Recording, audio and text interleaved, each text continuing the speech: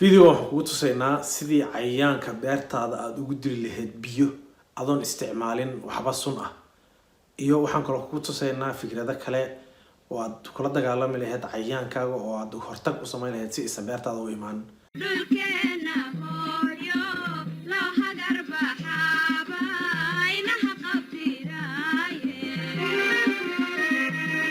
السلام عليكم كل سنة وهذا فيديو كلا يدين ديار استفهام صومالي ونقول لك إنك كيف استانت كصوماليات مجا على باشي فضلا هدي أكو عصبتك كنال كان سبسكرايب ده بالكنا تابو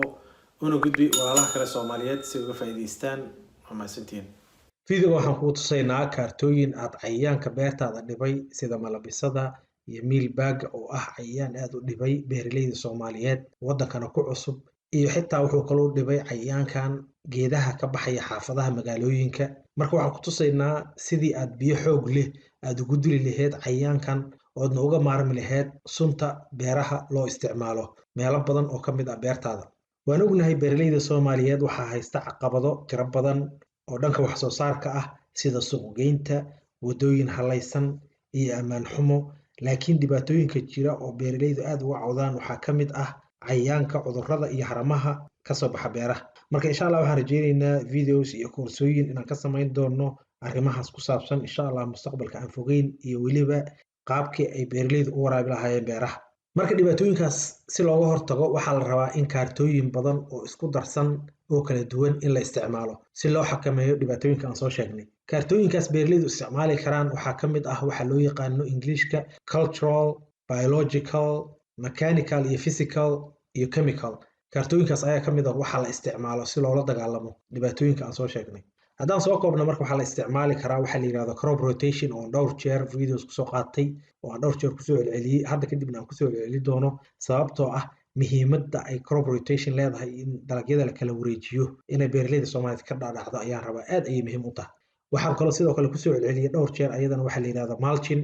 oo ah kaarta la isticmaalo si loo xakameeyo haramaha oo ayagana cudurro la socdaan iyo sidoo kale inay biyo u badbaadinayso beerihii waxa kaloo la isticmaalaa waxa la yiraahdo mixed cropping oo ah in geedo kala duwan la isku daro marka la abuurayo waxa kaloo ka mid ah in geedaha yarka marka la abuurayo aad raadsato beertaada meesha ciidda ugu caafimaadka badan tahay oo aadan cudurro hadda ka hor kala kulmin inaad geedaha yarka ku koriso haddii waliba aad awoodo aad ku koriso nursery iyo meel nadiif ah inaad ku koriso geedaha iyadana waa haddii aad samayn kartid waa la sameeyaa sidoo kale in ciidda la arbusho marar badan ayay faa'iido keentaa inkastoo aysan mar kasta qasab ahayn in ciidda la arbusho biyihii saxda ah in la isticmaalo oo waliba biyaha si fiican loo maamulo nafaqadii dalagga u baahnaana la siiyo oo si saxa loo siiyo iyadana waa muhiim marka intaas oo kaarto markaad soo isticmaasho isku soo celiso oo ay waxba tari waayaan ama aysan ku habboonayn markaas ka bacdi ayaa kiimikadii kale oo aad isticmaali kartid ayaa isticmaalaysaa oo adoo isku dayday inay mid sax tahay waqtigii saxda ahaa oo ku habboonaa iyo qiyaastii saxda ahayd oo ku habboonayd oo isticmaasho oodan adiga jeebkaaga kala imaan qaabkii aad u maamuli lahayd mechanical iyo physical la isticmaalo marka waxaa ka mid ah in cayayaankii lagula dagaalamo biyo xoog leh qalabka iyo qaabka la sameeyo waase marka nidaamka marka in biyo la isticmaalo ma ahan mid mar dhow la bilaabay waqti dheer ayaa la isticmaali jiray biyo si lagula dagaalamo cayayaanka marka waxaa jira tubooyin badan oo kala duwan oo loogu talagalay hawlaha noocaana oo loo isticmaalo inay dadku kula dagaalamaan cayayaanka ha ahaato kuwa guriga ama ha ahaato kuwa beerta laakiin haddii aadan xataa kaas haysan oo xaafadda ay geeda kaaga baxayaan waxaad samayn kartaa inaad biyihii suuqa ku qabatid oo pressureka u badisid sidaas darteedna aad isticmaali kartid geedihii guriga kaaga baxayay aad kula dagaalami kartid cayayaanaadka adoo biyihii pressure u yeelay oo cayayaan badan asaa ku dili kartid dabcan waan rajaynayaa tubooyinka noocaas oo kale ah oo loogu talagalay in loo isticmaalo shaqada noocan ah in waddanka laga helo waan rajaynayaa marka tubooyin badan oo hawshan loo isticmaalo meelo badan ayaa laga helaa oo lagu iibiyaa laakiin barrier haddaa haysatid ama xaafadaada aad u isticmaalaysid waxaa jira kuwo gacanta lagu bambeeyo oo xoog saa'ida yeelanaya oo cayayaanka lagu dili karo mararka qaarna aad u isticmaalaysid inaad beerta ku buufisid oo cayayaanaadkii caadiga ah uga buufisid markii kalena aad biyo kale inta ku shubtid oo aad geedka uga tuuraysid cayayaankii videogan aragga uu isoo diray Axmed Cabdi aad ayuu mahadsan yahay dabcan motor ayay isticmaalayaan si ay biyihii pressure fiican ugu yeelaan waad xasuustaa videoskan afarta ah ayaan waxaan ka samaynay cayayaanka la yiraahdo mealbag haddii aadan fiirsan fadlan fiirso waxaan sheegnay inay adag tahay cayayaankan in sun lagula dagaalamo aad ayuu u dhib badan yahay oo wax dhexa kama qaadi karto dabcan tubooyinka yarka oo biyaha beer weyn hadday tahay waxba kama qaadi karto marka sidaas darteed beertu hadday beer weyn tahay waxay u baahan tahay qalab noocan oo kale ah oo shaqadaasi dhaqso ah lagu qaban karo marka videoska hadaa fiirisid waxaa ujeedaa in matoorkii lagu xiray. marka waxa ugu muhiimsan markii aad matoorka haysatid inaad tubada biyaha soo tuuraysa ay tahay tubo aad kontrooli kartid oo biyaha qiyaastii saxda ahayd aad ka dhigi kartid. waxaan filayaa tubada Axmed isticmaalaya inay tahay midda baabuurta lagu dhaqo kale camal oo aad marna qafiifi kartid marna aad xooji kartid. taasna waxay ku xiran tahay geedka u isticmaalaysid iyo cayaanka aad la dagaalamaysid meesha siduu ugu dhegan yahay. marka waxaad fiirisaa sida mealbaggan babaygan uu ugu dul dhooban yahay aad ayuu u dul saaran yahay. weliba wuxuu leeyahay waxa la yidhahdo waxi oo dushiisa saaran oo xitaa ay adag tahay daawada markii lagu buufiyo sida hore u sheegnaba ay adag tahay inay wax ka qaado. sidoo kale dhibaatooyin badan ayaa ku jira markaad sunta isticmaalaysid. dadkii aad ka iibinaysay uma fiicna, bey'adii uma fiicna, dhaqaale ahaan uma fiicno, qarash badan ayaa kaaga baxaya. marka wax kasta ood ugu maarmaysid inaad sun isticmaashid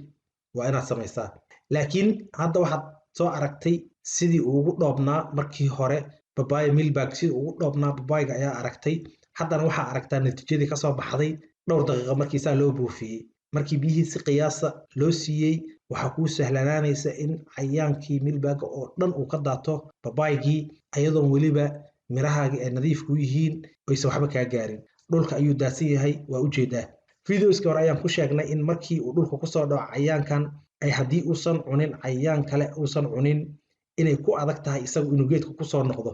sababtoo tartiib ayuu u socdaa. cayaankana waa cayaanada jirka jilicsan marka biyahaas lagu dhaqayo inuu u dhinto marka hore u badan tahaba sababtoo ilaa waa cayaan jir jilicsan. isaga iyo aphids-ka waa cayaanada jirka jilicsan. laakiin hal mar markii aad mariso waa inaad u dayn oo dhowr jeer ku celcelisaa weliba marka cayaanku uu xilliga uu kacsan yahay la joogo si uu dhammaantiis uu meesha uga baxo dhibkiis. sidoo kale sidaan marar badan hore u sheegnay quraanjada waa dhibaato weyn oo cayaankan ayay caawisaa. hadda waa ujeedaa siday u wado intay qaado ayay geedkii dul saaraysaa. marka quraanjadana qaabkii aad kula dagaalami lahayd ama godkeeda duugtaya sida ula dagaalami lahayd oo aad beertaada uga fogey lahaydna muhiim weye. sababtoo ah ma caawiso kaliya mealbagga ee xitaa waxay caawisaa malabisadoo kale ayay caawisaa. marka quraanjada waa lala dagaalamaa. cayayaanka loo isticmaalo mid kasta marka ma loo isticmaali karaa oo cayayaan kasta ma loo isticmaali karaa? marka jawaabtu waa maya.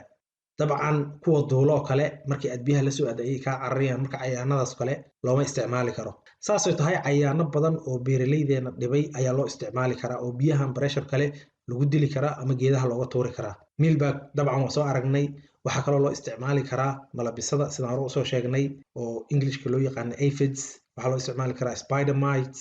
caterpillooyinka small caterpillarska waa loo isticmaali karaa, thrips-ka waa loo isticmaali karaa. kuwaas oo dhan waa loo isticmaali karaa. laakiin sida aan sheegnay markay kacsan yihiin waa in dhowr jeer lagu celceliyaa si dhibkooda uu yaraado meesha uga baxaan. saasay tahayna waa inaad biyihii ka dhigtaa kuwa geedkii iyo mirtii aan dhaawac gaarsiinayn laakiin cayaankii ka tuuraya geedkii ama mirtii ay saaraayeen.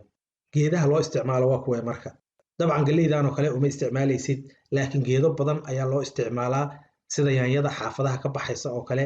iyo xitaa geedaha xaafadaha lagu qurxiyo oo kale waa loo isticmaalaa biyahan pressure kale. laakiin nidaamka wuxuu aad ugu fiican yahay in loo isticmaalo geeda miroodyada sida babayga aan soo aragnay iyo liin dhanaanta iyo kuwo kaloo miroodyo ah. aad ayaa loogu isticmaala oo xaafadaha ama ka baxaan ama beeraha ka baxaan. aad ayuu ugu fiican yahay sababtoo ah mirtiina biyahan xoogooda badanaa wax ma gaarsiinayaan haddaad qiyaasta saxda siiso. geedkiina weliisa wax gaarsiinayn. cayayaankiina o dhanna waa ka daadinayaan. fikradaha talooyinka iyo warbixinada fiican haddii aan isla wadaagno waxaan rajaynayaa isbeddel weyn oo dhaqso ah inuu ka imaan karo waddanka oo qof walba wixii soomaalidiisa walaalihiisa u faa'iideynaya uu soo gudbiyo oo soo dhigo. insha allah waxaan rajaynayaa inaad ka faa'iidaysteen videogan. intaan video kale ku kulmi doono. asalaamu calaykum waraxmatullahi wabarakaatu iyo barasho wacan.